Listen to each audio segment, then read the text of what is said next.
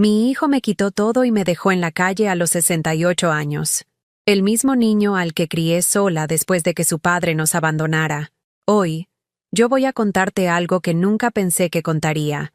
Y si tú, por un segundo, sientes que esto parece familiar, solo pido que dejes un like y te suscribas.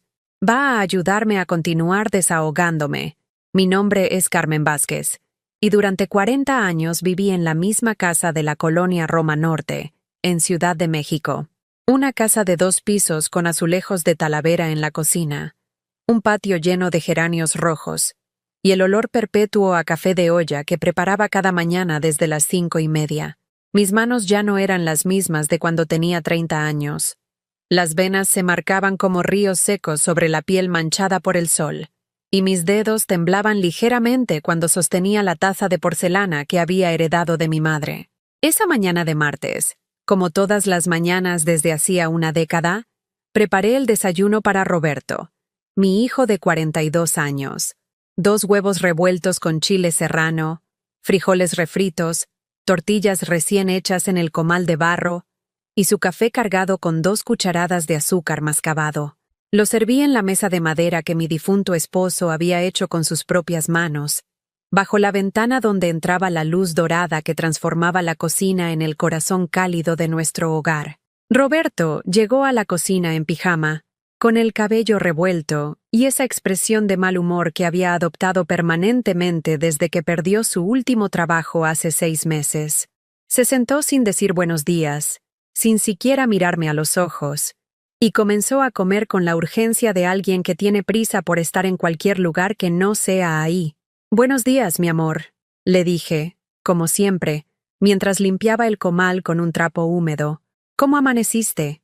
Roberto no respondió. Solo masticó su comida con gestos bruscos, el tenedor golpeando contra el plato de cerámica pintada a mano que había comprado en Puebla años atrás, cuando aún teníamos dinero para viajes familiares, y Roberto me llamaba la mejor mamá del mundo, cada vez que le cocinaba sus platillos favoritos.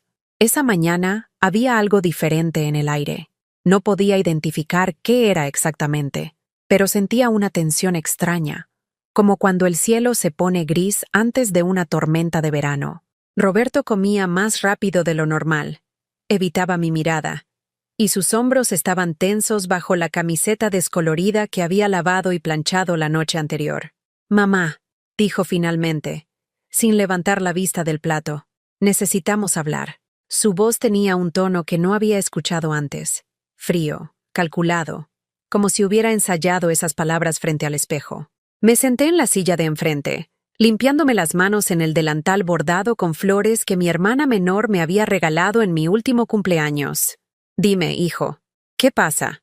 Roberto terminó de masticar.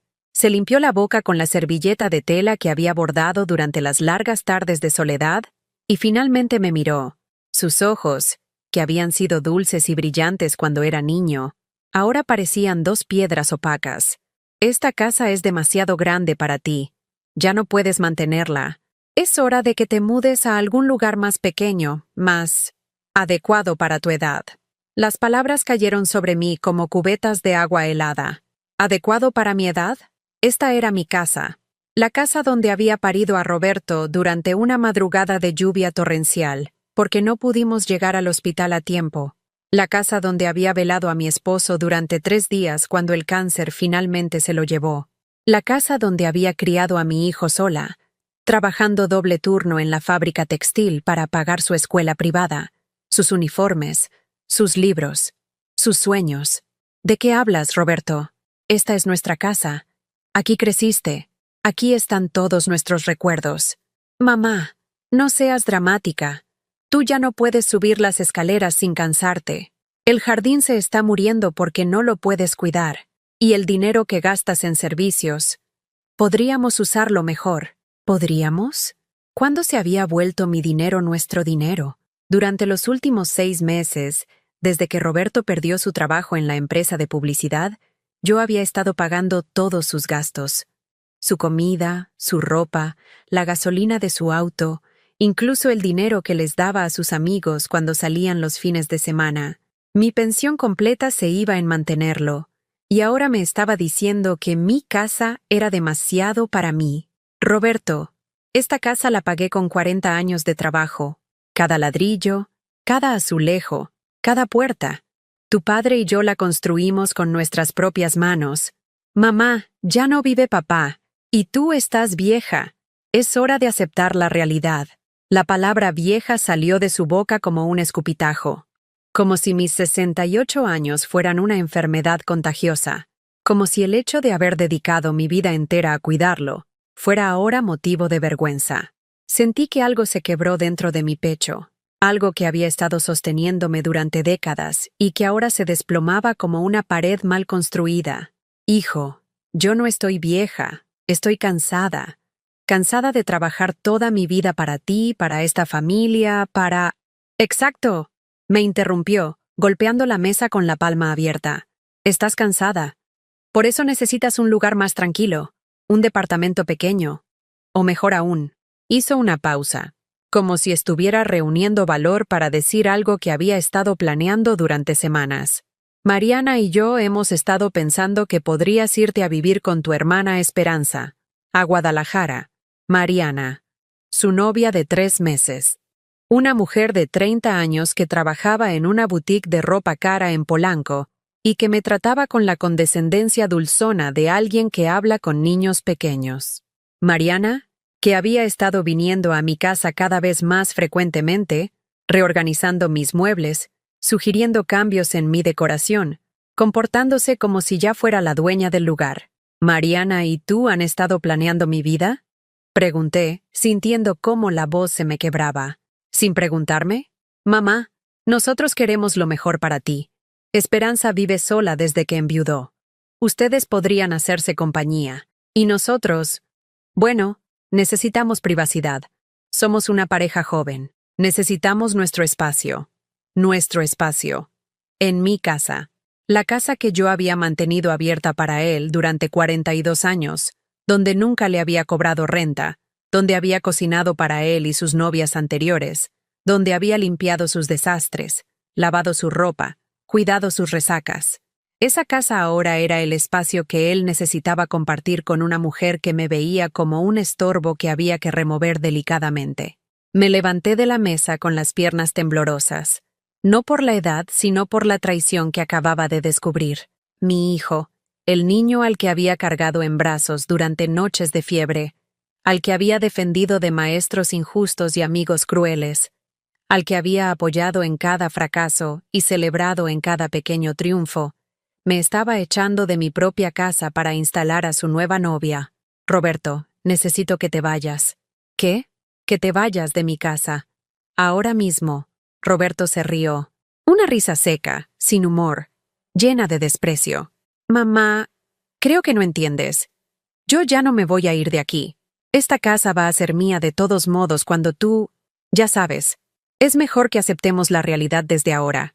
Cuando tú te mueras. Eso era lo que había querido decir. Mi hijo estaba esperando que me muriera para quedarse con mi casa. Y como la espera se le estaba haciendo larga, había decidido acelerar el proceso empujándome hacia la puerta.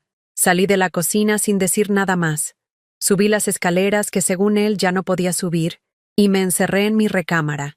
Me senté en la cama donde había dormido al lado de mi esposo durante 20 años, donde había soñado con envejecer rodeada del amor de mi familia, donde había imaginado que algún día tendría nietos que correrían por los pasillos y jugarían en el patio entre los geranios. Por la ventana podía ver a Roberto en el teléfono, hablando con alguien, probablemente con Mariana, reportándole cómo había ido la conversación. Los vi llegar juntos esa misma tarde, cargando cajas y bolsas, como si ya se estuvieran mudando. Mariana subió directamente al cuarto de invitados y comenzó a medir las ventanas para cortinas nuevas. Esa noche, cuando bajé a la cocina para prepararme un té de manzanilla, encontré a Mariana reorganizando mis trastes. «¡Ay, Carmen!», me dijo con esa voz melosa que reservaba para las ocasiones en que necesitaba parecer bondadosa. «Estaba pensando que podríamos donar algunas de estas cosas. Ya tienes demasiados platos para una persona sola. Para una persona sola. Como si yo ya no formara parte de esta casa. como si fuera una huésped temporal que había sobrepasado su tiempo de bienvenida. Esos platos los compré con mi esposo en nuestro primer aniversario. Le dije, quitándole de las manos el juego de vajilla de cerámica pintada a mano. No se van a ningún lado. Claro, claro, respondió con una sonrisa condescendiente. Solo pensaba que... Bueno, en el departamento nuevo no vas a tener tanto espacio para almacenar cosas. ¿El departamento nuevo? ¿Ya habían decidido dónde iba a vivir sin consultármelo? Esa madrugada no pude dormir. Me quedé despierta escuchando los ruidos de la casa, el crujir de la madera en las escaleras, el zumbido del refrigerador, el goteo del grifo de la cocina que nunca había logrado arreglar completamente. Durante 40 años, esos sonidos habían sido mi compañía en las noches de insomnio. Ahora se sentían como una despedida. A la mañana siguiente, mientras Roberto y Mariana desayunaban en mi mesa como si fueran los dueños, decidí recordarles todo lo que había hecho por él, todo lo que aparentemente había olvidado. Roberto, le dije, sentándome frente a él con una caja de zapatos llena de recibos y fotografías. Quiero que veas algo. Abrí la caja y saqué el primer recibo. La colegiatura de su escuela primaria privada, el colegio alemán. 500 pesos mensuales en 1985, cuando mi sueldo en la fábrica textil era de 1,200 pesos al mes. ¿Te acuerdas de esto? Le pregunté, mostrándole el papel amarillento. Trabajaba doble turno para pagarte esta escuela. Llegaba a casa a las 11 de la noche, con las manos hinchadas de tanto coser, y aún así te ayudaba con las tareas de matemáticas. Roberto apenas levantó la vista de su plato de chilaquiles. Mariana revisaba su celular, haciendo muecas de aburrimiento. Mamá, eso fue hace mucho tiempo. Sí, hace mucho tiempo, repetí sacando más papeles. Como cuando te enfermaste de neumonía a los 8 años, ¿recuerdas? El médico privado me costó 3,000 pesos. Tu papá acababa de morir, y yo no tenía seguro médico decente.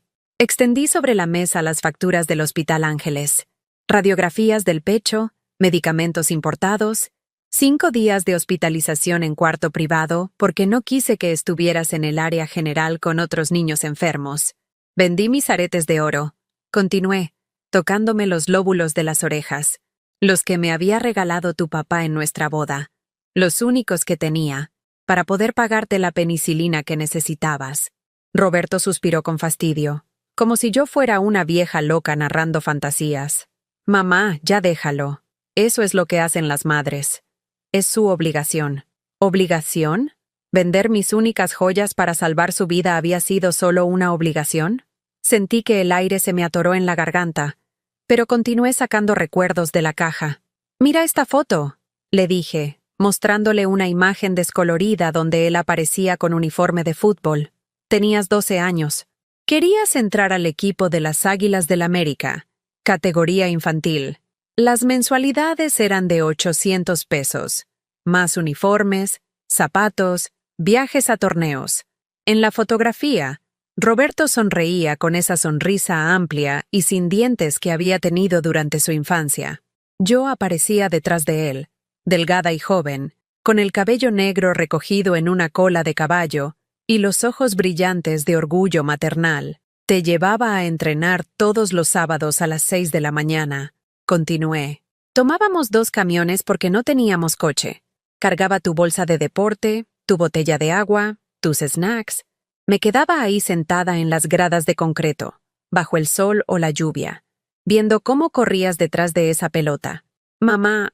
No, déjame terminar. Lo interrumpí, sintiendo cómo 30 años de recuerdos reprimidos salían en avalancha. Cuando tenías 15 años, querías ir a Estados Unidos con tu clase de intercambio estudiantil. ¿Te acuerdas cuánto costaba? 12,000 pesos. Todo mi aguinaldo de ese año, más un préstamo que me tardé 2 años en pagar. Saqué las fotos de aquel viaje. Roberto en Times Square. Roberto frente a la Estatua de la Libertad. Roberto comiendo pizza en Little Italy. En todas las fotos aparecía feliz, emocionado, viviendo experiencias que otros niños de nuestro nivel socioeconómico jamás podrían tener. Me quedé sin vacaciones durante 3 años para poder mandarte a ese viaje, le dije, la voz quebrada. Mientras tú conocías Nueva York, Yo trabajaba horas extras los fines de semana para pagar las mensualidades del préstamo. Mariana finalmente levantó la vista del teléfono, pero solo para hacer una mueca de fastidio. Carmen, creo que ya entendimos el punto. Fuiste una buena madre. Pero eso no significa que Roberto te tenga que mantener para siempre. ¿Mantenerme? ¿Quién estaba manteniendo a quién? Durante los últimos 6 meses, desde que Roberto perdió su trabajo, yo había estado pagando su comida, su ropa, sus salidas. Mi pensión de 7,000 pesos mensuales se esfumaba completamente en sus gastos, y ahora esta mujer tenía el descaro de decir que él me mantenía a mí. ¿Mantenerme? Repetí, sintiendo cómo la sangre me hervía en las venas. Mariana, yo soy quien paga la luz, el gas, la comida, la gasolina de su coche. Sí, pero es tu casa, respondió con esa voz melosa que usaba para sonar razonable. Es lo mínimo que puedes hacer por tu hijo. Lo mínimo. Como si 40 años de sacrificios fueran lo mínimo. Como si haber renunciado a mi juventud, a mis sueños, a mis oportunidades, para criarlo sola fuera lo mínimo que una madre debía hacer. Continué sacando documentos de la caja. Las facturas de su universidad privada, la Iberoamericana. 4 años de colegiatura que me costaron casi toda mi liquidación cuando cerró la fábrica textil, donde había trabajado durante 20 años. Mira esto, Roberto, le dije, extendiendo los recibos sobre la mesa. Tu carrera de comunicación me costó 200,000 pesos. Vendí el terreno que tu papá y yo habíamos comprado en Cuernavaca para construir una casita de retiro. Ese terreno era nuestro plan para el futuro, nuestro sueño de tener un lugar tranquilo donde envejecer juntos. En una de las fotografías aparecíamos los tres, mi esposo, Roberto de 5 años, y yo, parados en aquel terreno vacío, bajo un cielo azul de domingo. Mi esposo tenía el brazo alrededor de mi cintura y señalaba hacia el horizonte, explicándole a Roberto cómo sería la casa que construiríamos ahí algún día. Una casa con jardín grande, con árboles frutales, con un porche donde podríamos sentarnos a tomar café en las tardes. Nunca construimos esa casa, continué, limpiándome una lágrima que había comenzado a rodar por mi mejilla, porque tú necesitabas estudiar en universidad privada, porque querías ser alguien importante en la vida, porque yo creí que vale la pena sacrificar mis sueños por los tuyos. Roberto se removió incómodo en su silla. Por primera vez en días, pude ver algo parecido a la culpa cruzar por sus ojos. Mamá, yo no te pedí que hicieras eso. No, no me lo pediste, admití. Pero cuando llegabas llorando porque tus compañeros se burlaban de ti por venir de una familia humilde, cuando me decías que querías ser como los papás de tus amigos ricos, cuando me suplicabas que no te cambiara a escuela pública, ¿qué iba a hacer? Eras mi hijo, mi único hijo. Saqué más fotografías. Roberto en su graduación universitaria, con toga y birrete, sonriendo junto a mí en los jardines de la Iberoamericana. En esa foto, yo aparecía más delgada, más envejecida, con algunas canas asomándose en las sienes y arrugas alrededor de los ojos, pero estaba radiante de orgullo. Ese día, le dije, tocando la fotografía con la punta del dedo, cuando te vi recibir tu título, pensé que todo había valido la pena. Pensé que finalmente habías logrado ser el hombre exitoso que siempre quisiste ser.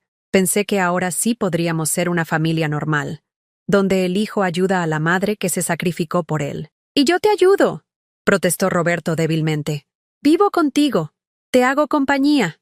«¿Me haces compañía?», solté una risa amarga. «Roberto, tú no me hablas.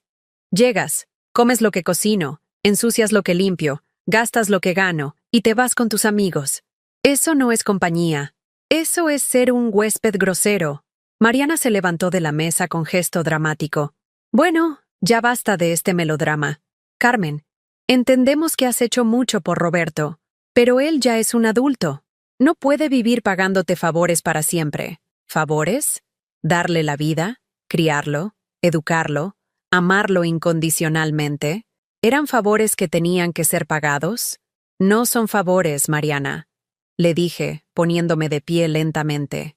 Es amor, algo que tú aparentemente no entiendes.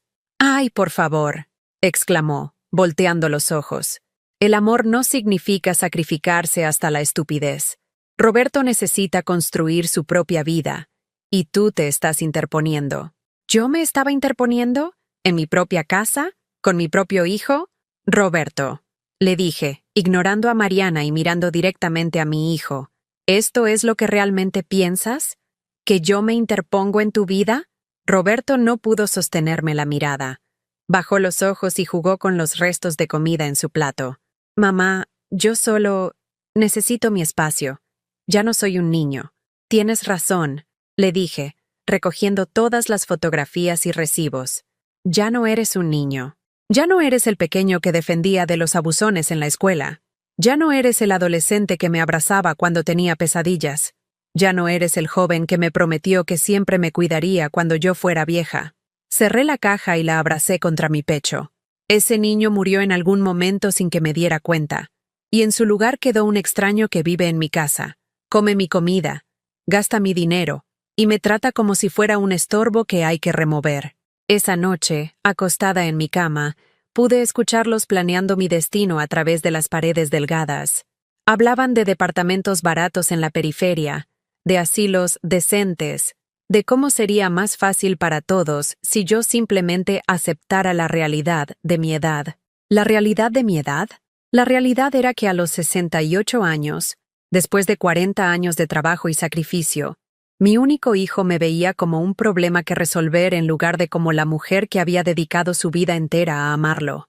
Y por primera vez en décadas, comencé a preguntarme si tal vez, solo tal vez, me habían estado usando todo este tiempo.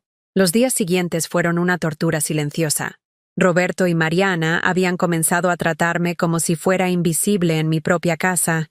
Cambiaron las rutinas, modificaron los horarios, reorganizaron los espacios, todo sin consultarme, como si yo fuera un mueble viejo que eventualmente habría que donar. Una mañana bajé a la cocina y encontré que habían cambiado el café de olla por café instantáneo de sobre. Es más práctico, me dijo Mariana, sin levantar la vista de su celular, y más económico. A tu edad ya no deberías tomar tanto café. Es malo para el corazón. A mi edad. Todo era a mi edad. Como si cumplir 68 años fuera un delito que me descualificara para tomar decisiones sobre mi propia vida, en mi propia cocina, con mi propio dinero. Al día siguiente, llegué del mercado de Medellín cargando las bolsas llenas de los ingredientes para hacer mole poblano, el platillo favorito de Roberto desde niño. Había madrugado para conseguir los chiles más frescos. Había regateado con Doña Esperanza para que me vendiera el chocolate de Oaxaca al mejor precio. Había cargado esas bolsas pesadas en 2 camiones porque quería sorprender a mi hijo con la comida que tanto amaba. Cuando llegué a casa, sudorosa y cansada, encontré a Mariana en la cocina organizando los trastes en cajas. ¿Qué haces?, le pregunté, dejando las bolsas sobre la mesa. Estoy empacando las cosas que no vas a necesitar en tu nuevo departamento, respondió sin inmutarse. Estos platos son demasiados para una persona sola, y francamente, están muy desportillados. Es hora de renovar. Esos platos desportillados eran los que había comprado con mi primer sueldo completo cuando comencé a trabajar en la fábrica. Cada desportilladura tenía una historia. La de Roberto cuando tenía 5 años y quiso ayudarme a lavar los trastes. La de la Navidad cuando se me resbaló el plato del pavo. La de la vez que mi esposo y yo celebramos su primer aumento de sueldo con una cena romántica en casa. Esos platos no se van a ningún lado, le dije, quitándole la caja de las manos. Carmen, tienes que ser práctica. No puedes aferrarte a todo para siempre. ¿Aferrarme? ¿A mis propias pertenencias en mi propia casa? Mariana, ¿quién te dio permiso de tocar mis cosas? Se rió con esa risa condescendiente que había perfeccionado. Ay, Carmen, no seas tan dramática. Solo estoy tratando de ayudarte. La transición va a ser más fácil si empezamos desde ahora. ¿La transición? Hablaba de echarme de mi casa como si fuera un proceso natural, inevitable, como cuando los niños dejan los pañales o aprenden a caminar. Esa tarde, mientras cocinaba el mole en silencio, escuché a Roberto hablando por teléfono en el patio. Su voz llegaba clara a través de la ventana abierta de la cocina. No, güey, ya casi está todo arreglado. Sí, Mi jefa ya aceptó que se tiene que ir. No, no fue tan difícil. Solo hay que ser paciente con los viejitos. ¿Sabes? Al final entienden. Sí, claro que va a dejar la casa. ¿Qué va a hacer con ella? Ya no puede mantenerla. ¿Mi jefa? ¿Así me llamaba cuando hablaba con sus amigos? ¿Y qué era eso de que ya había aceptado irme? Yo no había aceptado nada. Había estado resistiendo, llorando en privado, pero resistiendo. No. No se va a quedar con nada del valor. La casa la vamos a vender y con esa lana Mariana y yo nos vamos a comprar algo más moderno en Santa Fe. Sí, algo con alberca. La vieja se va a ir a Guadalajara con mi tía. Ahí va a estar mejor, con gente de su edad. La cuchara de madera se me resbaló de las manos y cayó al suelo con un ruido seco. Roberto estaba planeando vender mi casa para comprarse una casa nueva con su novia. Y yo, la vieja, iba a ser deportada a Guadalajara como un paquete incómodo que hay que reubicar. Esa noche, cuando les serví el mole que había tardado 4 horas en preparar, ninguno de los dos me dio las gracias. Roberto comió en silencio, viendo su celular. Mariana hizo una mueca después del primer bocado. Está muy picante, se quejó, y muy grasoso. A tu edad deberías cuidar más lo que cocinas. La comida pesada no es buena para personas mayores. Otra vez, a tu edad. Otra vez, personas mayores. Como si a los 68 años hubiera perdido automáticamente mi derecho a sazonar mi propia comida en mi propia cocina. El mole siempre lo he hecho así, murmuré. A Roberto le gusta picante. Bueno, pero Roberto también tiene que cuidar su salud, respondió Mariana, empujando el plato. Los hombres de su edad ya no pueden comer como adolescentes. Roberto no dijo nada. No me defendió. No dijo que la comida estaba deliciosa como siempre había hecho durante 40 años. Solo siguió comiendo mecánicamente, como si fuera un trámite que tenía que completar. Al día siguiente era mi cumpleaños número 69. Me desperté temprano, como siempre, con esa pequeña esperanza tonta que surge cada año a pesar de todas las decepciones anteriores. Tal vez Roberto recordaría. Tal vez me haría café de olla como me gustaba. Tal vez me daría un abrazo y me diría, «Feliz cumpleaños, mamá», como cuando era niño. Bajé a la cocina y la encontré vacía. En la mesa había una nota escrita con la letra descuidada de Roberto. Nos fuimos a Cuernavaca por el fin de semana. Hay comida en el refrigerador. No hagas travesuras. R. ¿Travesuras? A los 69 años, en mi propio cumpleaños, ¿me decía que no hiciera travesuras? Como si fuera una niña castigada que había quedado sola en casa. Abrí el refrigerador y encontré un yogurt vencido, media lata de frijoles y 2 huevos. Esa era la comida que me habían dejado para mi cumpleaños. Pasé el día sola, sentada en la sala, viendo las fotografías familiares que aún conservaba en la mesa de centro. Fotos de Roberto bebé, de Roberto niño, de Roberto graduándose, de Roberto feliz en cada etapa de su vida. En todas las fotos yo aparecía sonriendo, orgullosa, enamorada de mi papel de madre. Pero ya no había fotos recientes. Hacía años que Roberto no quería tomarse fotos conmigo. Ya no tengo edad para esas cursilerías, mamá. Me había dicho la última vez que traté de convencerlo de que nos tomáramos una foto juntos en mi cumpleaños pasado. Esa noche, mientras cenaba el yogurt vencido con una tortilla dura que encontré en el fondo de la alacena, sonó el teléfono. Era mi hermana Esperanza, desde Guadalajara. «¡Feliz cumpleaños, Carmen!», me gritó con esa alegría espontánea que siempre había tenido. «¿Cómo la estás pasando? ¿Roberto te llevó a cenar a algún lugar bonito?». No pude contener las lágrimas. Por primera vez en semanas, alguien se acordaba de que existía. Alguien se preocupaba por mi bienestar. Alguien me trataba como un ser humano que merecía amor y consideración. «Esperanza», le dije entre sollozos. Creo que me está echando de casa». Hubo un silencio largo del otro lado de la línea. «¿Cómo que te está echando? ¿De tu propia casa?». «Dice que ya no puedo mantenerla. Dice que necesito un lugar más adecuado para mi edad. Dice que él y su novia necesitan privacidad». «Ese cabrón», susurró Esperanza. Y aunque normalmente me molestaba que hablara mal de Roberto, esta vez sentí alivio al escuchar que alguien más se indignaba por mi situación. «Carmen, esa es tu casa. Tú la pagaste. Tú la construiste. Él no tiene derecho a echarte. Pero es mi hijo, Esperanza. Es lo único que tengo en la vida. No, hermana. Tú eres lo único que tienes en la vida. Y es hora de que te des cuenta de eso. Cuando colgué el teléfono, me quedé sentada en la oscuridad de la sala, rodeada de 40 años de recuerdos, preguntándome cuándo exactamente había dejado de ser Carmen Vázquez, la mujer fuerte que había criado sola a un hijo y construido una vida desde cero, para convertirme en la vieja que estorbaba en su propia casa.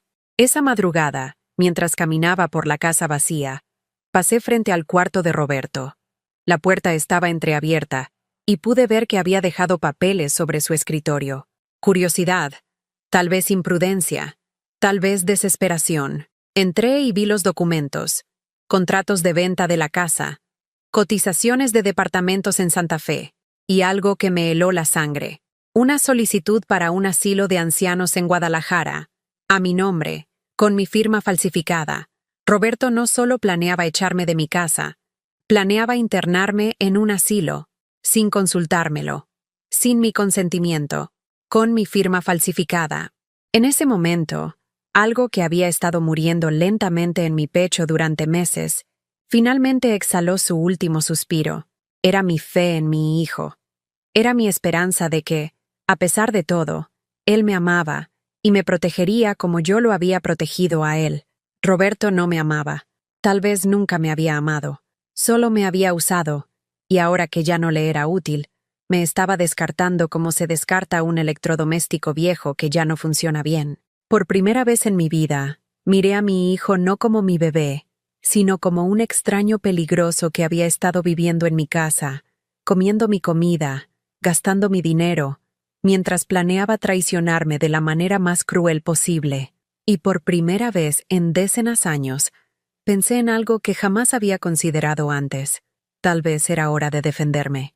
El lunes por la mañana, Roberto y Mariana regresaron de Cuernavaca bronceados y relajados, cargando bolsas de souvenirs y hablando animadamente sobre los restaurantes donde habían comido y los lugares que habían visitado.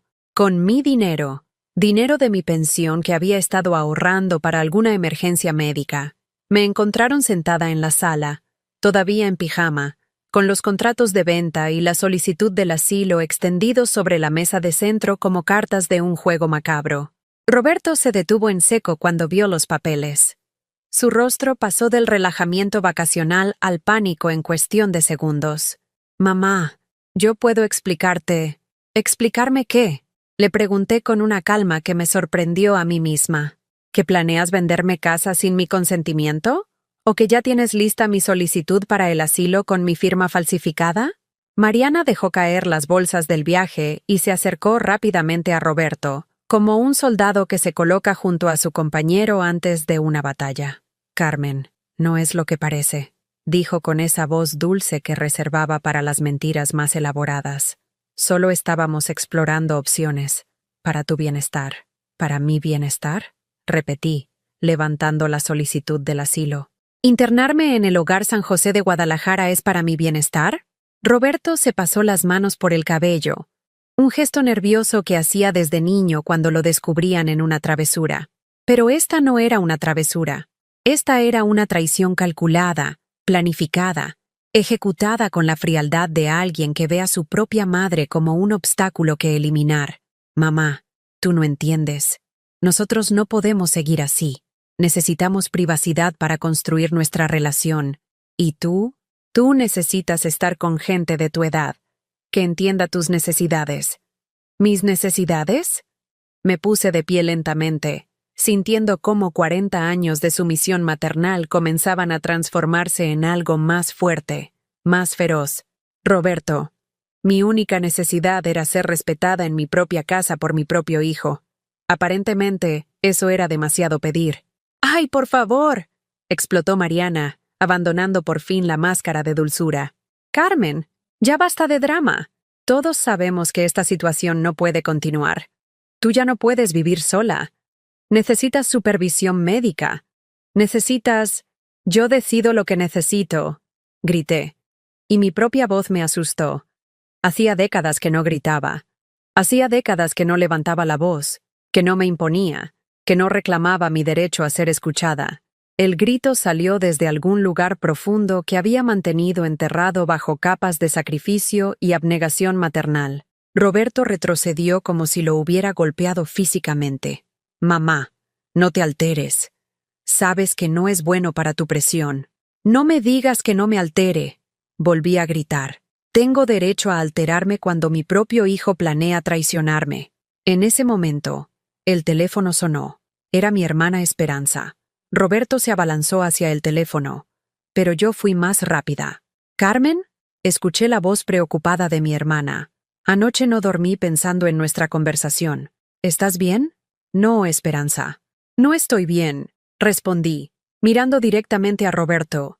«Acabo de descubrir que mi hijo ya tiene listos los contratos para vender mi casa y los papeles para internarme en un asilo, sin consultármelo». «¿Qué?», gritó Esperanza del otro lado de la línea, tan fuerte que incluso Roberto y Mariana pudieron escucharla. «¡Ese desgraciado! ¡Esa víbora! Carmen, no te muevas de ahí. Voy para México ahora mismo». Roberto intentó quitarme el teléfono. «Mamá, no le digas nada a la tía Esperanza. Ella no entiende la situación. Va a crear problemas innecesarios». «¿Problemas innecesarios?», repetí, apartándome de él. «Roberto, ¿sabes cuál va a ser tu problema innecesario?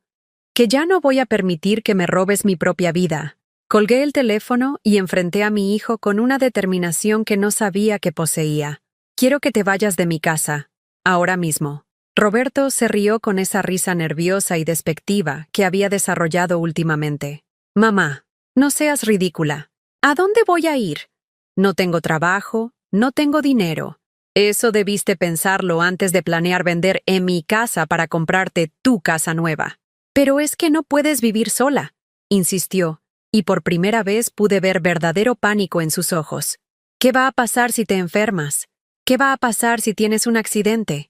¿Y qué iba a pasar cuando me internaras en el asilo?», le pregunté, porque según estos papeles, esa era tu solución para mi vejez. Mariana se interpuso entre nosotros con los brazos cruzados y esa actitud desafiante que había estado ocultando detrás de sonrisas falsas. «Carmen, hablemos como adultos», dijo con un tono que pretendía sonar razonable pero que destilaba desprecio. «Tú ya no puedes tomar decisiones importantes por ti misma. Es normal. Pasa con todas las personas mayores. Roberto está tratando de protegerte de ti misma». «¿Protegerme de mí misma?», repetí, sintiendo cómo algo caliente y furioso subía por mi garganta. «Mariana, yo trabajé 40 años para construir esta vida. Crié sola a este hijo ingrato. Pagué esta casa ladrillo por ladrillo. Y ahora resulta que necesito que una niña de 30 años me proteja de mí misma». «No soy una niña», gritó, perdiendo finalmente la compostura. «Y no soy yo quien está teniendo episodios de paranoia. Tú eres la que está actuando como loca». «¿Episodios de paranoia?». Me acerqué a ella, y aunque Mariana era más alta y más joven, retrocedió. «¿Es paranoia descubrir que planean vender mi casa sin mi permiso? ¿Es paranoia encontrar una solicitud de asilo con mi firma falsificada?». Roberto se colocó entre nosotras, tratando de mediar con gestos desesperados. «Basta, las dos. Mamá, Mariana solo quiere ayudar». «Y Mariana, mi mamá está confundida». «Yo no estoy confundida», grité con una fuerza que no sabía que tenía. «Estoy traicionada». En ese momento tocaron a la puerta. Era mi vecina, doña Mercedes, una mujer de 70 años que vivía sola en la casa de al lado desde que enviudó. «Carmen, ¿estás bien?», preguntó a través de la puerta. «Se escuchan gritos». Roberto me miró con súplica en los ojos. «Mamá, por favor, no hagas un escándalo con los vecinos». «¿Un escándalo?». ¿Defenderme de sus planes para robarme mi casa y deportarme a un asilo era hacer un escándalo? Abrí la puerta y encontré a doña Mercedes con gesto preocupado, acompañada de don Fernando, el señor que vivía en la esquina y que había sido amigo de mi difunto esposo. «¿Qué pasa, Carmen?», preguntó don Fernando. «Nunca habías gritado así». «Me están tratando de echar de mi propia casa», les dije sin rodeos. «Mi hijo y su novia quieren vender mi casa para comprarse una nueva, y planean internarme en un asilo en Guadalajara». Los ojos de doña Mercedes se llenaron de indignación. ¿Cómo? ¿Tu propio hijo? Señora, por favor no haga caso. Intervino Mariana con esa sonrisa falsa. Carmen está un poco confundida últimamente. A veces las personas mayores malinterpretan las situaciones. ¿Personas mayores? Don Fernando se irguió con dignidad ofendida. Niña, yo tengo 75 años y mi cabeza funciona perfectamente. Y si Carmen dice que la quieren echar de su casa, yo le creo. Además, agregó doña Mercedes, nosotros hemos visto cómo la tratan. Hemos visto cómo la tienen trabajando como sirvienta en su propia casa mientras ustedes andan de paseo. Roberto se puso rojo de vergüenza. Sus planes de manipulación funcionaban en privado, pero se desmoronaban cuando había testigos externos. Esto es un asunto familiar, murmuró. Los vecinos no tienen por qué meterse. Los vecinos nos metemos cuando vemos que maltratan a una buena mujer, respondió don Fernando con firmeza. Carmen, si necesitas ayuda, aquí estamos. Por primera vez en meses, no me sentí sola. Por primera vez, alguien más estaba viendo la realidad de mi situación. No estaba loca, no estaba confundida, no estaba paranoica. Estaba siendo víctima de una traición calculada. Y finalmente había testigos que podían confirmarlo.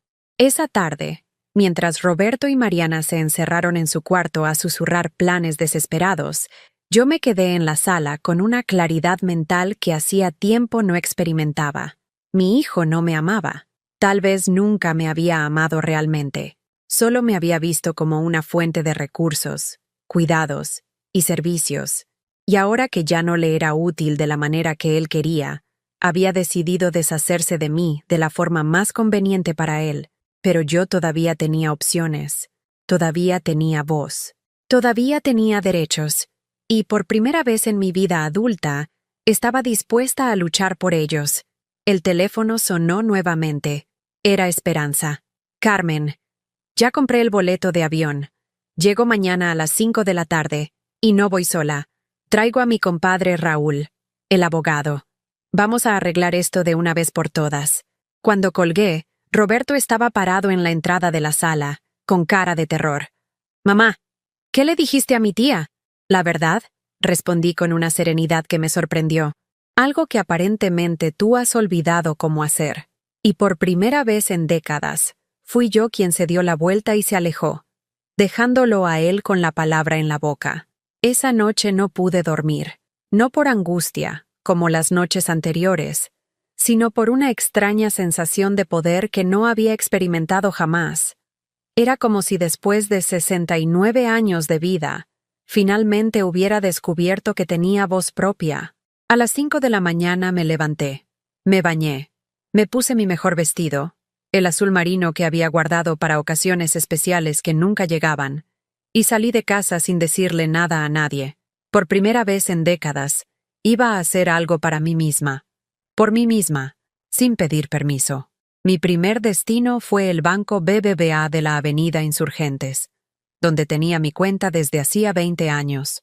Le pedí hablar con el gerente, un hombre joven que me recibió con la cortesía profesional que se reserva para los clientes de largo plazo.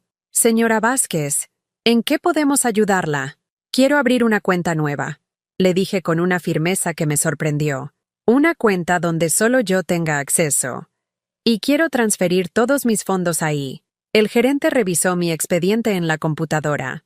Veo que su cuenta actual está registrada como cuenta familiar, con su hijo Roberto como beneficiario autorizado.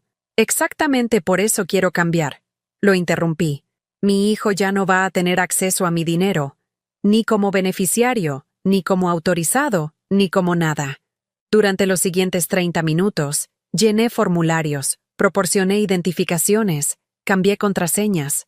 Por primera vez en mi vida adulta, tenía una cuenta bancaria que era completamente mía.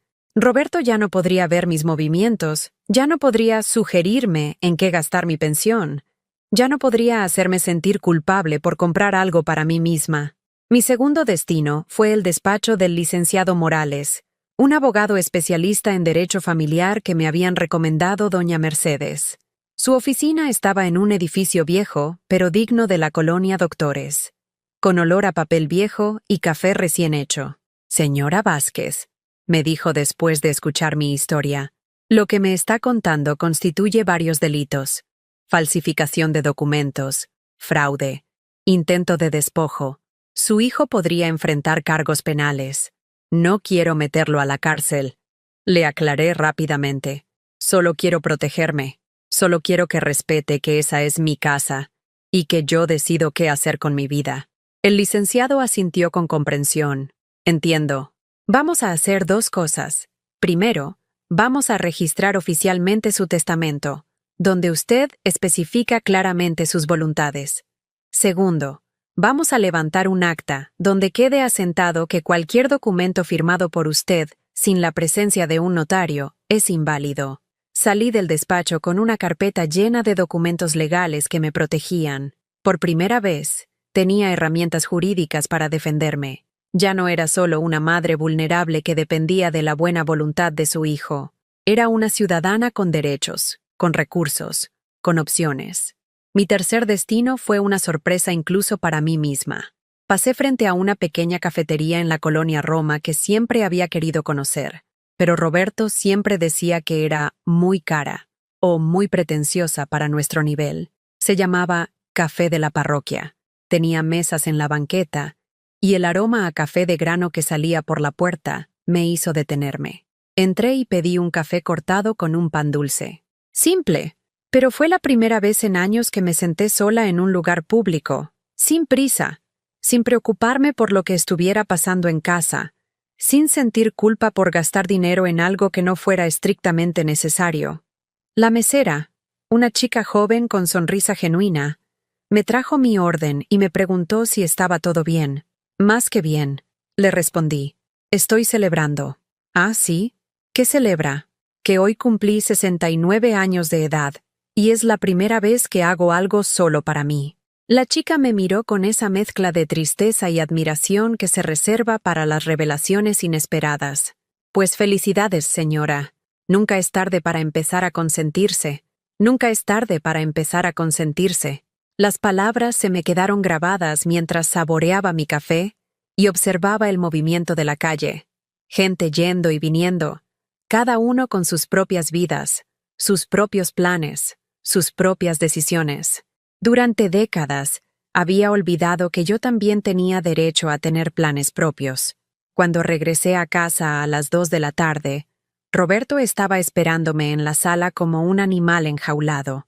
Tenía ojeras, el cabello revuelto, y esa expresión desesperada de alguien que siente que está perdiendo el control de una situación. ¿Dónde estabas?, me preguntó con un tono que pretendía sonar preocupado, pero que sonaba más bien acusatorio. Estuve buscándote por toda la casa. Pensé que te había pasado algo.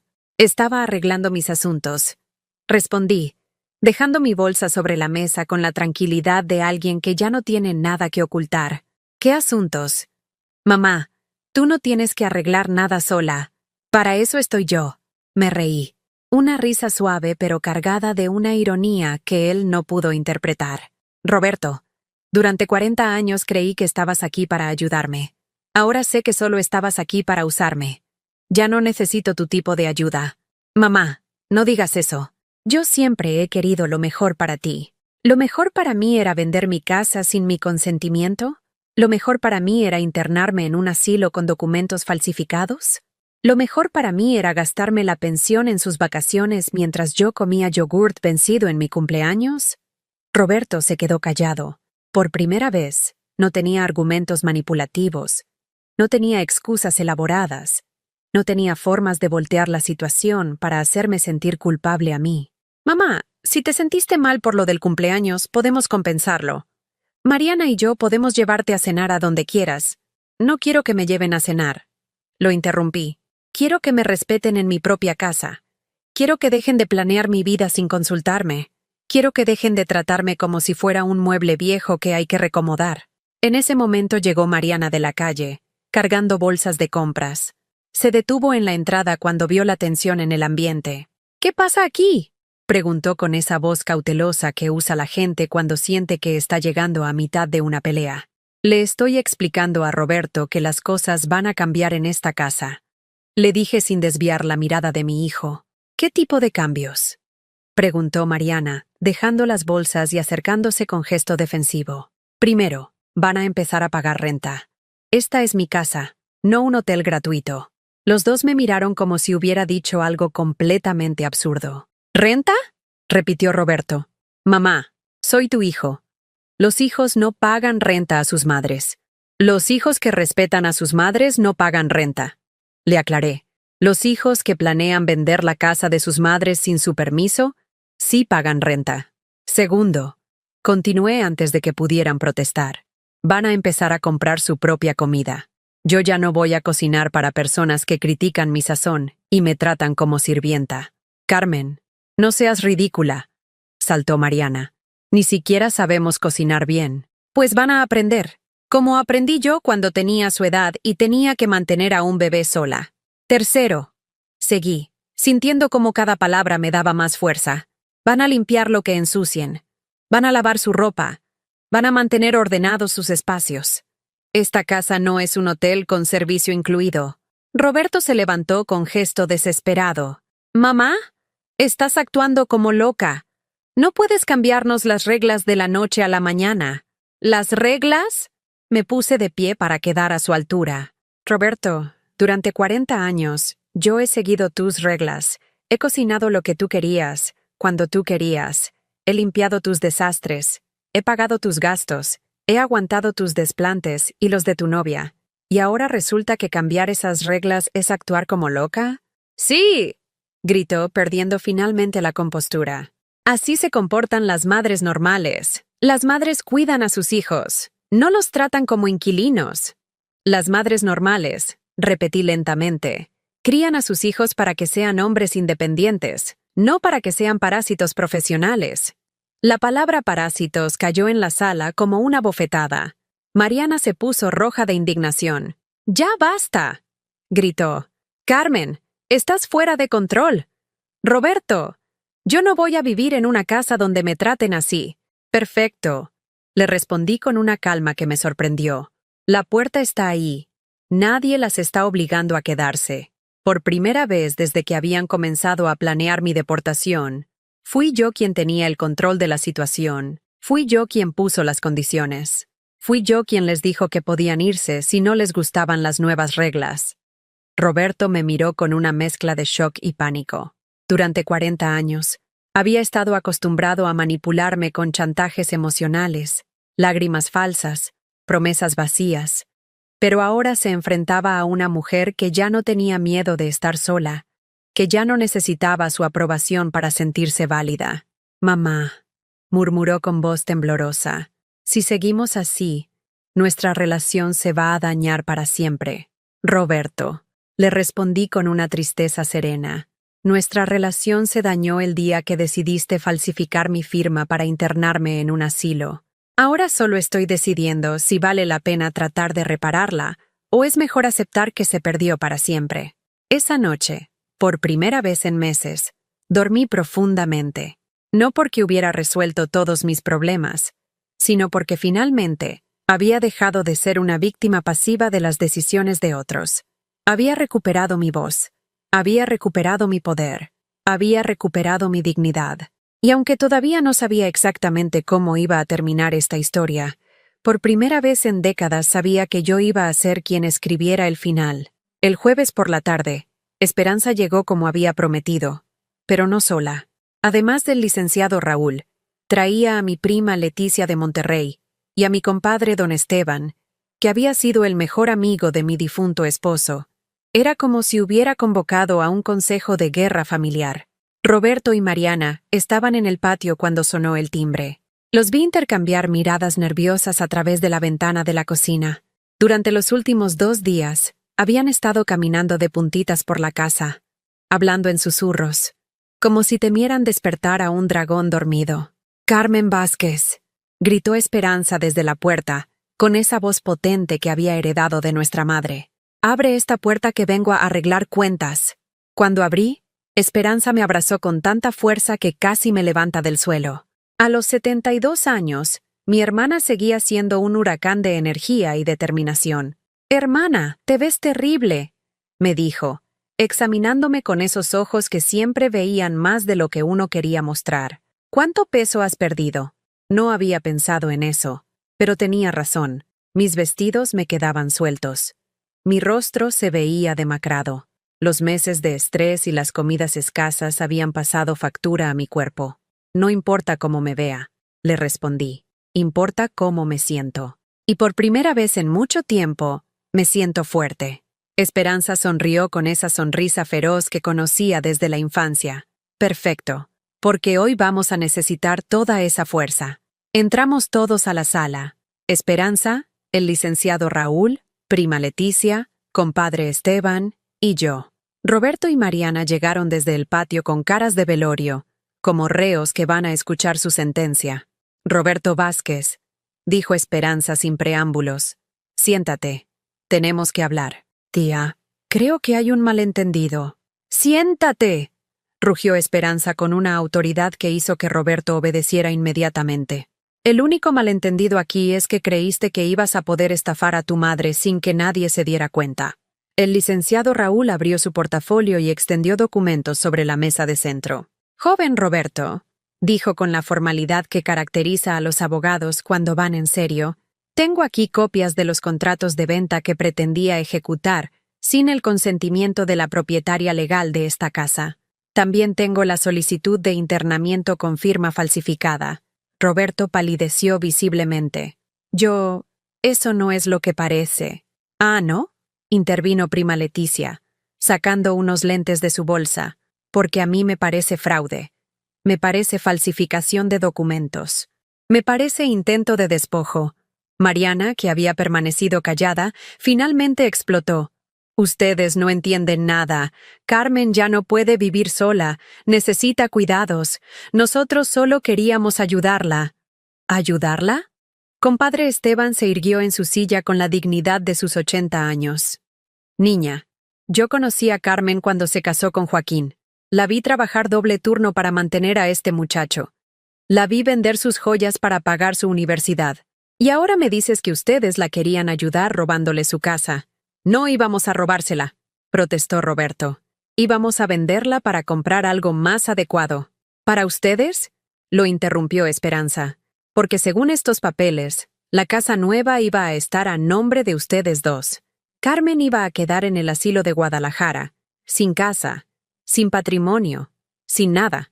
Roberto se pasó las manos por la cara con desesperación. Ustedes no entienden. Mi mamá está mal de la cabeza últimamente. Dice cosas que no tienen sentido. Se olvida de las cosas. ¿Cómo cuáles cosas?, preguntó el licenciado Raúl, tomando notas. Como que creía que la queríamos echar de su casa, o que pensaba que le robábamos dinero. Roberto, dije con una calma que me sorprendió. Enséñales los contratos de venta. Enséñales la solicitud del asilo. Explícales cómo esas cosas aparecieron en tu cuarto si yo estaba inventando todo. Roberto abrió y cerró la boca como un pez fuera del agua. No tenía respuesta para eso. Mariana se levantó de su silla con gesto dramático. «Esto es ridículo.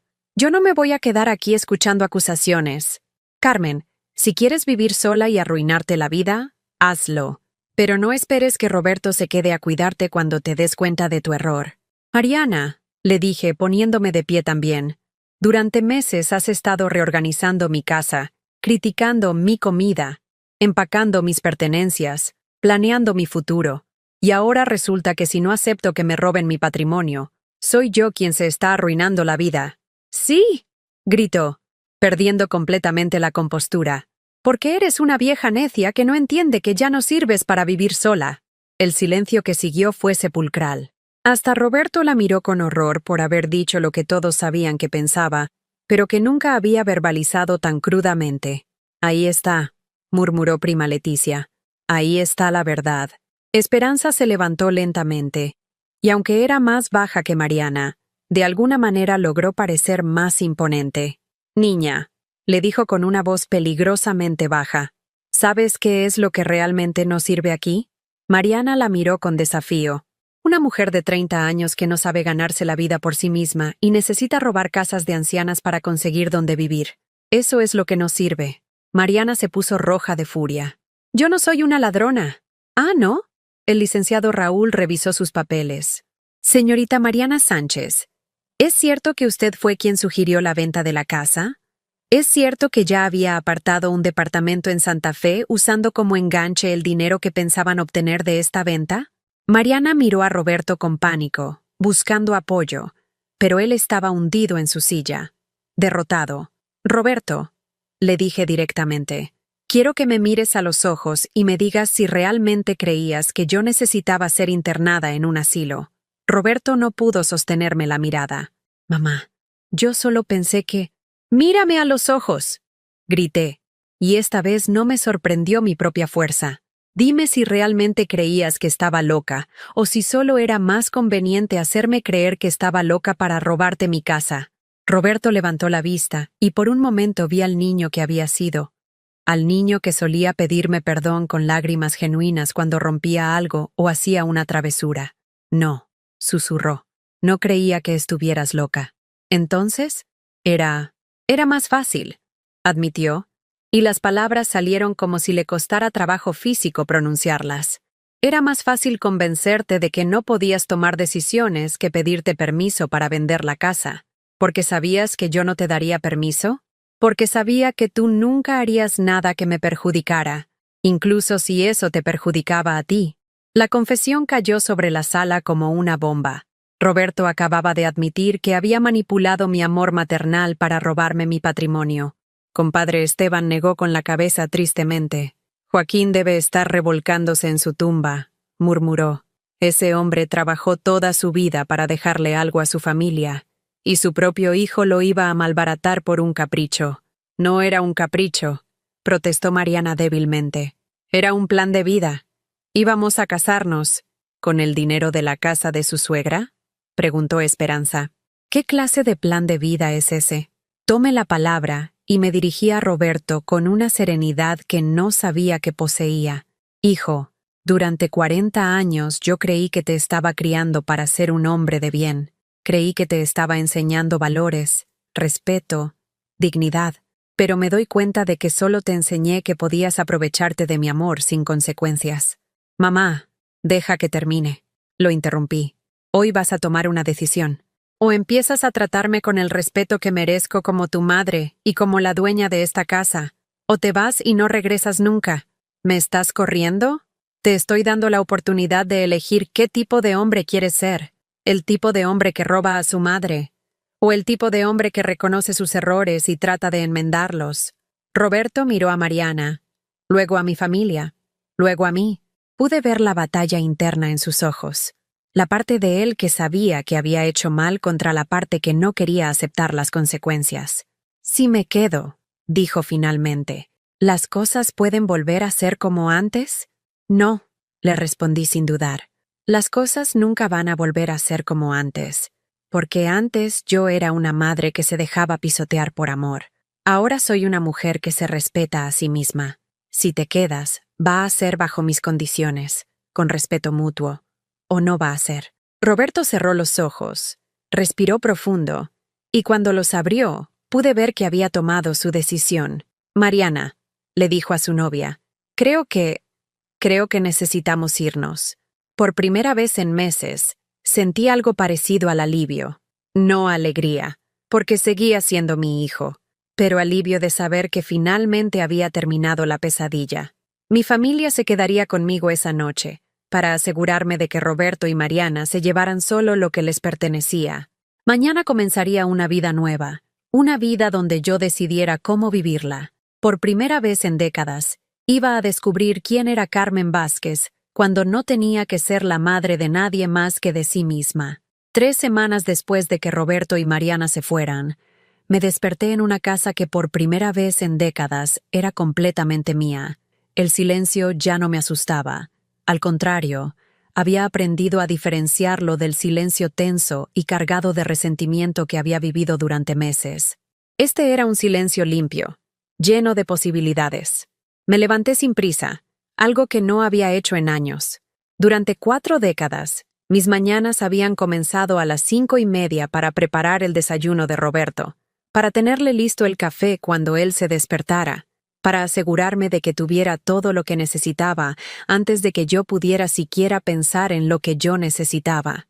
Ahora, a las 8 de la mañana, me serví una taza de café de olla en mi taza favorita, la de porcelana con flores azules que Roberto siempre había criticado por demasiado delicada, y salí al patio a regar mis geranios. Durante los meses de conflicto, había descuidado las plantas. Muchas se habían secado, pero otras, las más resistentes, habían sobrevivido esperando que alguien volviera a cuidarlas. Mientras regaba las macetas, doña Mercedes apareció por encima de la barda que separaba nuestros patios. «Buenos días, Carmen. ¿Cómo amaneciste?» «Mejor cada día», le respondí con una sonrisa que salía desde algún lugar profundo que había mantenido enterrado durante demasiado tiempo. «¿Y tú, Mercedes?» «Pues aquí, admirando lo bien que se ve tu jardín. Ya era hora de que esas plantas recibieran el cariño que merecen». Tenía razón. No solo las plantas habían estado descuidadas. Yo también había estado descuidada, marchitándome lentamente bajo el peso de expectativas que nunca había cuestionado. Esa tarde decidí hacer algo que llevaba posponiendo desde que mi esposo murió. Reorganizar completamente la casa según mis gustos, no según lo que fuera práctico o apropiado para las visitas que rara vez llegaban. Comencé por el comedor. Durante años había mantenido la mesa cubierta con un mantel de plástico porque era más fácil de limpiar cuando Roberto derramaba cosas. Saqué del armario el mantel de lino bordado que mi madre me había regalado como parte de mi ajuar de novia, ese que Roberto siempre decía que era demasiado elegante para el uso diario. ¿Demasiado elegante para quién? Era mi mesa, en mi casa, y si quería usar mantel de lino todos los días de mi vida, era mi decisión. Puse la mesa como si fuera a recibir visitas importantes, con los platos buenos, los vasos de cristal, las servilletas de tela. Luego me serví la cena, sopa de tortilla y quesadillas con flores de calabaza, y comí lentamente, saboreando cada bocado, disfrutando del placer simple de comer sin prisa, sin críticas, sin tener que preocuparme por si la comida estaba demasiado salada o muy condimentada. Al día siguiente, Esperanza me llamó desde Guadalajara. «¿Cómo va todo, hermana?» «Esperanza, ayer me di cuenta de algo», le dije, sintiendo una emoción extraña en la voz. Durante 40 años no he hecho una sola comida pensando en lo que yo quería comer. Siempre cocinaba lo que le gustaba a Roberto, a la hora que él quería, con el sazón que él prefería. «¿Y qué cocinaste ayer?» «Sopa de tortilla con mucho chile piquín, esa que a él le parecía demasiado picante, y que yo dejé de hacer hace años». Esperanza se rió con esa risa cálida que me recordaba a nuestra infancia. «Carmen, tienes 69 años. Ya era hora de que descubrieras qué te gusta comer». Tenía razón. Era hora de descubrir muchas cosas sobre mí misma. Durante las siguientes semanas, comencé una especie de arqueología personal. Revisé cajones que no había abierto en años. Encontré libros que había dejado de leer porque perdía tiempo que podría usar en cosas más útiles. Redescubrí aficiones que había abandonado porque ya no tenía edad para esas cosas. En el fondo de un armario encontré mi máquina de coser, esa Singer antigua que había comprado cuando Roberto era pequeño, y yo hacía ropa para complementar el ingreso familiar. La saqué, la limpié, compré telas en el mercado de San Juan, y comencé a coser de nuevo. No por necesidad económica, sino por el puro placer de crear algo con mis propias manos. Cosí manteles nuevos, cojines para la sala, cortinas para la cocina. Cada puntada era una pequeña declaración de independencia, una forma de decir, esta casa es mía y la voy a decorar como a mí me gusta. Una tarde, mientras cosía en la sala con la radio puesta en música de Los Panchos, tocaron a la puerta. Era una mujer joven, de unos 30 años, con un niño de la mano. «Señora Carmen, soy Lupita, la nieta de doña Mercedes. Mi abuela me dijo que usted cose muy bonito y que tal vez podría hacerle un vestido a mi niño para su festival de la escuela». La miré sorprendida. Hacía años que nadie me pedía que cosiera algo para ellos. Durante mucho tiempo, Roberto me había hecho sentir que mis habilidades eran cosas de viejas, que ya no servían en el mundo moderno. Claro que sí, le respondí. ¿Qué tipo de vestido necesitas? Un traje de charro, pero pequeñito, para el 5 de mayo. Pasamos una hora midiendo al niño, eligiendo telas, discutiendo detalles. El pequeño, que se llamaba Mateo, me recordó a Roberto cuando tenía esa edad. Curioso, parlanchín, lleno de energía. Pero a diferencia de Roberto, Mateo me trataba con respeto natural, sin esa condescendencia que los adultos a veces les enseñan a los niños hacia las personas mayores. ¿Usted tiene nietos?, me preguntó mientras yo tomaba sus medidas. No, le respondí. Mi hijo nunca me dio nietos. ¿Por qué no? La pregunta tan directa de un niño me hizo reflexionar. ¿Por qué Roberto nunca había querido tener hijos? Tal vez porque eso habría significado responsabilizarse de alguien más, cuidar a alguien más, pensar en alguien más que no fuera él mismo. Porque algunas personas no están listas para cuidar a otros. Le expliqué al niño. ¿Como mi papá antes de que se fuera? Lupita se puso roja de vergüenza. Mateo, no hagas preguntas personales a la señora Carmen. No te preocupes, le dije a Lupita. Los niños hacen las preguntas que los adultos no se atreven a hacer. Durante los días siguientes, mientras cosía el traje de charro de Mateo, pensé mucho en esa conversación. Roberto había sido como el papá de Mateo, alguien que no estaba listo para cuidar a otros, pero que a diferencia del papá de Mateo, había tenido una madre que se hizo cargo de todo por él, que le evitó tener que crecer y asumir responsabilidades. Tal vez parte de la culpa de lo que había pasado era mía. Tal vez, al protegerlo tanto, al hacer todo por él, le había impedido desarrollar la capacidad de cuidar a otros, de sentir empatía, de pensar en alguien más que en sí mismo. Pero ya no importaba analizar el pasado. Lo que importaba era el presente, y en el presente yo era libre para decidir cómo quería vivir el resto de mi vida. El día del festival escolar, Lupita trajo a Mateo para que se probara el traje terminado. Le quedaba perfecto. El niño se veía en el espejo y sonreía con esa felicidad pura que solo tienen los niños cuando se sienten especiales. «Parezco un charro de verdad», gritó, dando vueltas para que la falda del traje se moviera. «Eres un charro de verdad», le dije.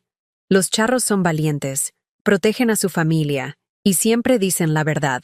Lupita me pagó el trabajo, pero más que el dinero, lo que me llenó fue la satisfacción de ver la alegría en los ojos del niño. Durante años había olvidado lo que se sentía crear algo que hiciera feliz a otros sin esperar nada a cambio más que gratitud genuina.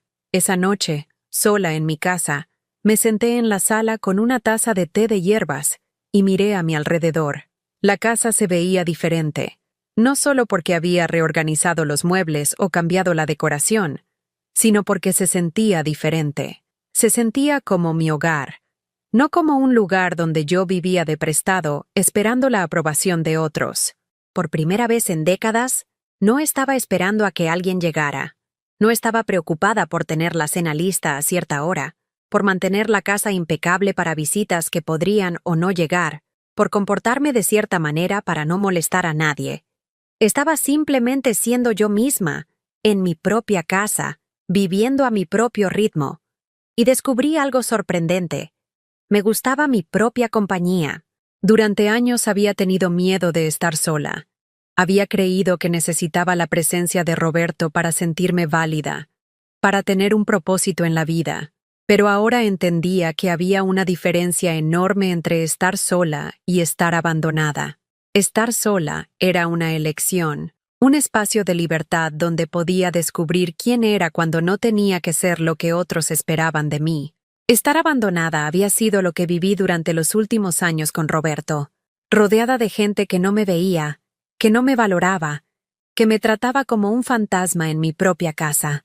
Ahora estaba sola. Pero por primera vez en mucho tiempo, no me sentía abandonada. Me sentía acompañada por la persona más importante de mi vida, yo misma. Al día siguiente comencé a planear algo que nunca había hecho en mi vida adulta. Un viaje sola, no para visitar familia, no para acompañar a alguien, sino simplemente porque quería conocer lugares nuevos. Había una excursión a Oaxaca que salía el próximo mes. 3 días conociendo los mercados, las iglesias coloniales, las zonas arqueológicas. 3 días siendo turista en mi propio país, viendo cosas que siempre había querido ver pero que nunca había podido porque no era práctico, o era muy caro, o Roberto no tenía tiempo. Llamé a la agencia de viajes y reservé mi lugar. Por primera vez en mi vida, iba a viajar por placer, para alimentar mi alma en lugar de cumplir obligaciones familiares. Carmen Vázquez, la mujer que había pasado 70 años cuidando a otros, finalmente iba a empezar a cuidarse a sí misma. 6 meses después, estaba sentada en la terraza de un pequeño café en el centro histórico de Oaxaca, viendo el atardecer pintar de dorado las piedras de la catedral. A mis pies descansaba una maleta pequeña con souvenirs que había comprado para mí misma. Textiles zapotecas, chocolate de monte, mezcal artesanal que pensaba disfrutar lentamente en las tardes de mi patio. Era mi tercer viaje. Después de Oaxaca, había ido a Mérida, luego a San Miguel de Allende. Cada viaje había sido una pequeña aventura, una oportunidad de descubrir no solo lugares nuevos, sino aspectos de mí misma que habían permanecido dormidos durante décadas. En Mérida había aprendido a bailar danzón en una clase para adultos mayores. En San Miguel había tomado un taller de pintura en acuarela.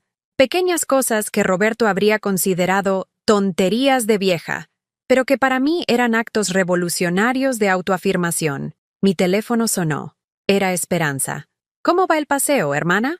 «Maravilloso», le respondí, observando a una pareja de turistas extranjeros que luchaba con un mapa. «Mañana voy a las ruinas de Monte Albán. Dicen que el amanecer desde ahí es espectacular».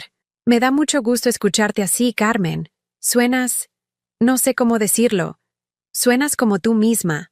Tenía razón. Por primera vez en décadas, sonaba como yo misma, porque por primera vez en décadas, era yo misma.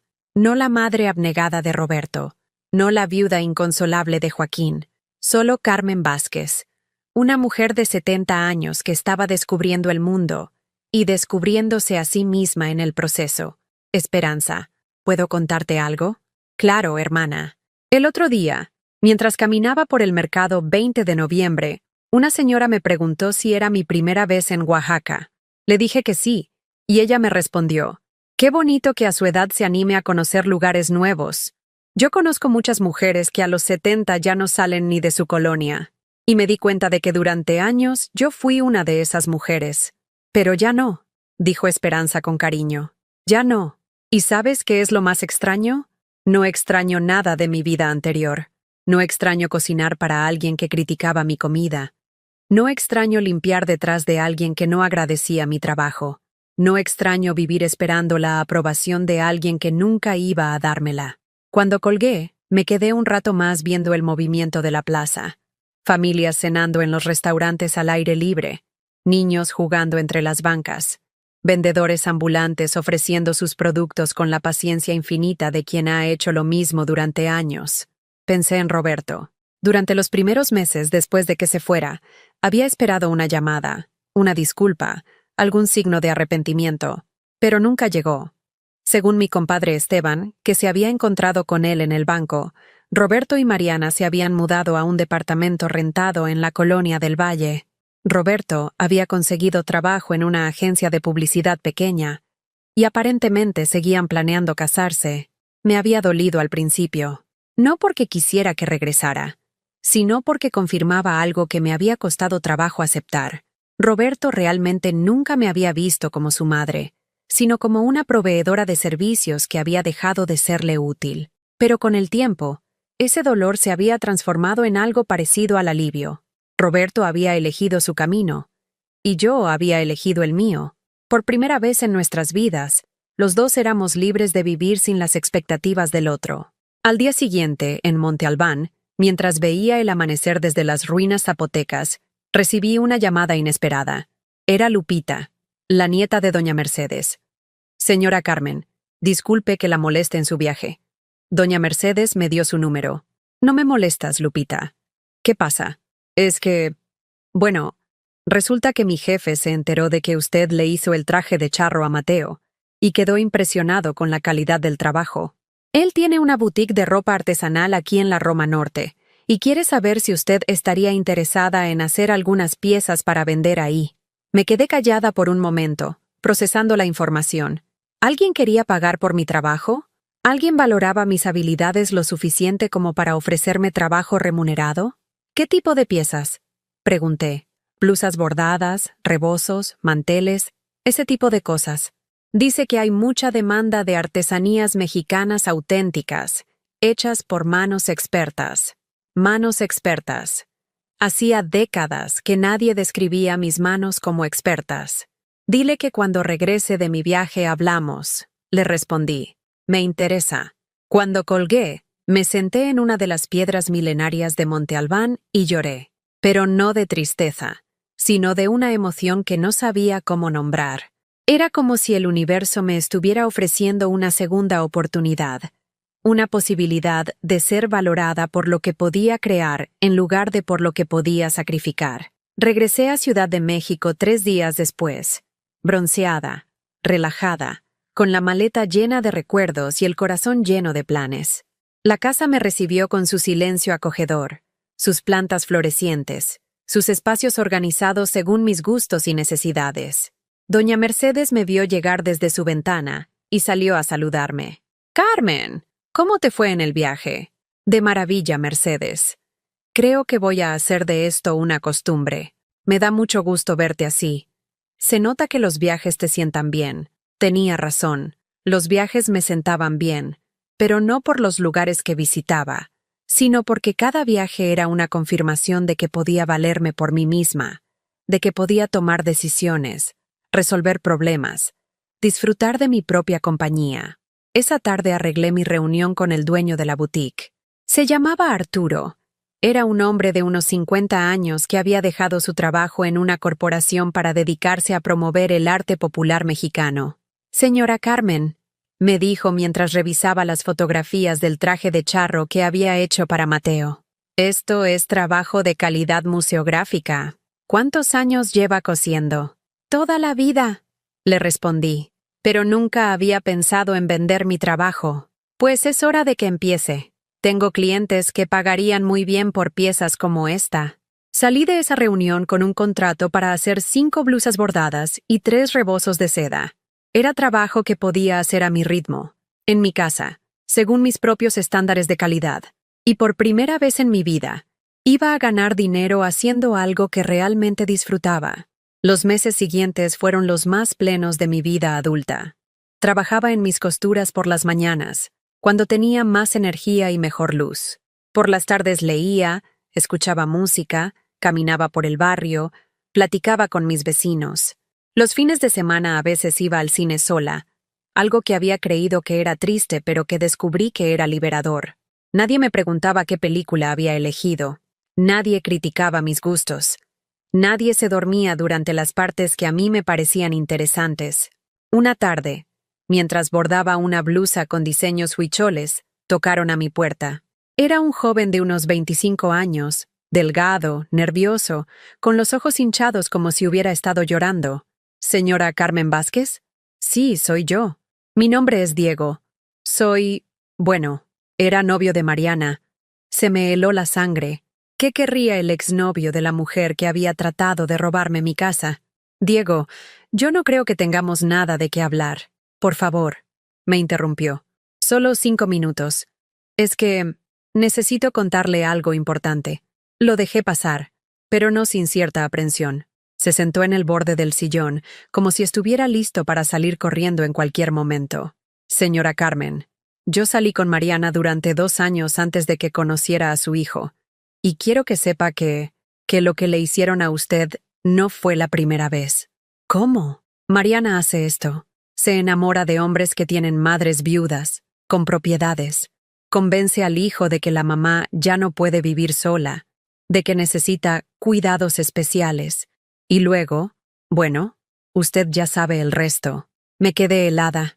Roberto no había sido el primer hijo que Mariana había manipulado para estafar a su madre. «¿Por qué me dice esto?», le pregunté. «Porque mi mamá fue su primera víctima, y cuando traté de advertirle a su hijo, Mariana me convenció de que yo estaba celoso, de que estaba inventando cosas. Su hijo no me creyó». Diego me contó una historia que era prácticamente idéntica a la mía. una viuda de 70 años que había sido convencida por su propio hijo de que ya no podía vivir sola, que había sido internada en un asilo mientras vendían su casa para su propio bien. Mi mamá murió en ese asilo 6 meses después, terminó Diego con voz quebrada. Murió de tristeza, señora Carmen. Murió sintiendo que su propio hijo la había traicionado. Sentí un escalofrío. Esa podría haber sido mi historia. Si no hubiera descubierto los documentos a tiempo, si mi familia no hubiera intervenido, si no hubiera encontrado el valor para defenderme, yo podría haber terminado como la mamá de Diego. ¿Por qué no denunciaron a Mariana? Lo intentamos, pero legalmente ella no había hecho nada ilegal. Solo había aconsejado a su novio sobre lo que era mejor para su mamá. La responsabilidad legal era completamente de mi hermano. Diego se fue después de darme todos los detalles que tenía sobre el modus operandi de Mariana. Cuando cerré la puerta, me quedé un largo rato apoyada contra ella, procesando lo que acababa de escuchar. Roberto no había sido solo un hijo ingrato. Había sido el cómplice de una mujer que se dedicaba profesionalmente a estafar ancianas viudas. Y lo más aterrador de todo era que había estado a punto de funcionar. Esa noche llamé al licenciado Raúl y le conté toda la historia. Su consejo fue claro: documentar todo lo que Diego me había dicho, conservar todas las evidencias de lo que Roberto y Mariana habían intentado hacerme, y estar preparada para testificar si alguna vez se presentaba un caso legal. Señora Carmen, me dijo antes de colgar, usted salvó no solo su patrimonio, sino probablemente su vida. Las estadísticas de ancianos que mueren de depresión después de ser internados contra su voluntad son muy altas. Cuando colgué, miré a mi alrededor. Mi casa, mis plantas, mis costuras, mi nueva vida. Todo eso había estado a punto de desaparecer para enriquecer a una estafadora profesional y a un hijo que me había visto como un obstáculo en lugar de como una madre. Pero había sobrevivido. Más que eso, había prosperado. Un año después de aquel terrible día cuando descubrí los contratos falsos, estaba sentada en mi patio, terminando un rebozo de seda que me habían encargado para una boda. El sol se ocultaba detrás de los edificios, tiñendo el cielo de rosa y naranja, y mis geranios florecían exuberantes en sus macetas recién regadas. Mi teléfono sonó. Era un número desconocido. ¿Bueno? ¿Mamá? Era Roberto. Su voz sonaba diferente, más pequeña, más vulnerable. Hola, Roberto. Mamá, yo... quería saber cómo estás. Estoy muy bien, hijo. ¿Y tú? Hubo una pausa larga. Mamá, Mariana me dejó. Se fue con otro hombre. Un viudo de 60 años que tiene una casa en Polanco. No sentí satisfacción al escuchar eso. Solo una profunda tristeza por mi hijo, que había sido usado y descartado exactamente como Mariana había planeado usarme y descartarme a mí. Lo siento, Roberto. Mamá, creo que cometí un error muy grande. Sí, Roberto, lo cometiste. ¿Podrías perdonarme? La pregunta que había estado esperando durante un año. La pregunta que había ensayado responder de 1000 maneras diferentes. Roberto, yo te perdono. Eres mi hijo, y siempre serás mi hijo. Pero perdonarte no significa olvidar lo que pasó. No significa que las cosas puedan volver a ser como antes. Lo entiendo. Si quieres reconstruir nuestra relación, va a tener que ser desde cero, con respeto mutuo, con límites claros, con honestidad total. ¿Eso significa que puedo volver a visitarte? Puedes visitarme, pero ya no puedes vivir aquí. Ya no puedes tomar decisiones sobre mi vida. Ya no puedes tratarme como tu sirvienta personal. Entiendo. Y Roberto, si alguna vez, en el futuro, sientes que ya no puedo cuidarme sola, vienes y me lo dices de frente. No planeas nada a mis espaldas. No falsificas mi firma. No me traicionas. ¿Estamos claros? Sí, mamá. Cristalino. Colgamos con la promesa de vernos pronto para una comida. Una comida donde él sería mi invitado, no mi inquilino no deseado. Esa noche, mientras preparaba mi té de hierbas antes de dormir, reflexioné sobre todo lo que había pasado. Un año atrás, había estado al borde de perder todo. Mi casa, mi dignidad, mi libertad, tal vez hasta mi vida. Hoy tenía un negocio próspero, amigos que me valoraban, una relación nueva con mi hijo basada en el respeto mutuo, y algo que no había tenido en décadas, una relación sana conmigo misma. Había aprendido que nunca es demasiado tarde para defenderse, que el amor verdadero incluye límites saludables, que estar sola no es lo mismo que estar abandonada, y que a los 70 años, la vida todavía puede darte sorpresas maravillosas si tienes el valor de tomarlas. Ahora te pregunto, ¿has vivido algo similar? ¿O conoces a alguien que haya pasado por una situación parecida? Si mi historia te tocó el corazón, cuéntamelo en los comentarios. Y si crees que este mensaje puede ayudar a alguien que lo necesite, dale like y suscríbete al canal para que llegue a más personas que, como yo, necesitan recordar que siempre es posible renacer.